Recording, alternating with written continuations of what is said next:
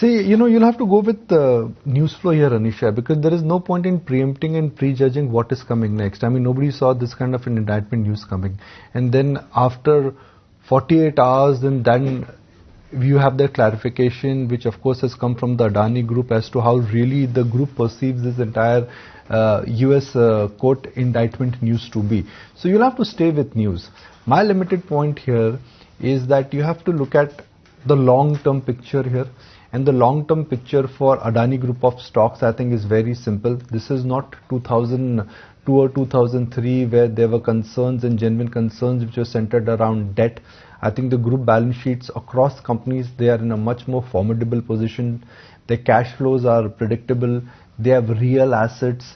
They've really got a lion market share in port, lion market share in operating or managing airports. So it's a group which in a sense is on solid footing. Now in the near term, what happens to price, I think, is a function of volatility. If 2002 experience is anything to go by, for those who bought the volatility and the ugly fall in Adani Group of stocks, I think they've been very handsomely rewarded.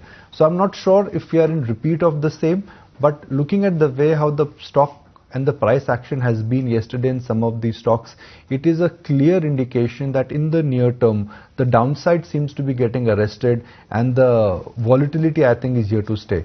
It was a straight line fall. It's been a good recovery. Will they continue to regain the levels from where they reversed when the US indictment news came?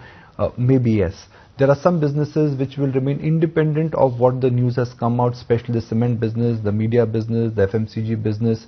So those stocks, I think, would be the first ones to recover. Where there is a bit of a grey area in terms of how the news flow could be, those are companies like Adani Green, where you should expect more volatility. But the comeback, I think, in some of these stocks, I think, has been nothing short of unreal. And that really brings me to that other point, Anisha, that when I say that, look, what has been thrown at the market, China comeback, FI selling, poor earnings, lackluster your festival season, news from Adani. There is nothing positive which has come out for the market. The only positive news which came was over the weekend, which markets liked, was the election outcome. And look at the market reaction. So this market has been hungry for good news.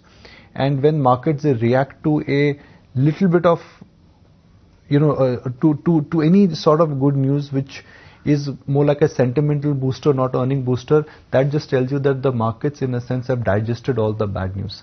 Compartmentalize the market between October and November, and I'll just say the list again. Trump comeback, earnings downgrade, ruthless selling by FIs, China made a comeback, lackluster festival season. Am I missing on anything? Maybe one or two things more. And all of that, but the markets have really made a bottom. And we made what Kunal, I think, would take it forward is what is called as a classic bottom. It was made because of fear.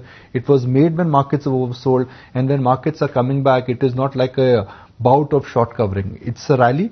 And then you are consolidating. You really want to see that. You want to see that base. Like you say in Hindi, market ki neev ban rahi hai.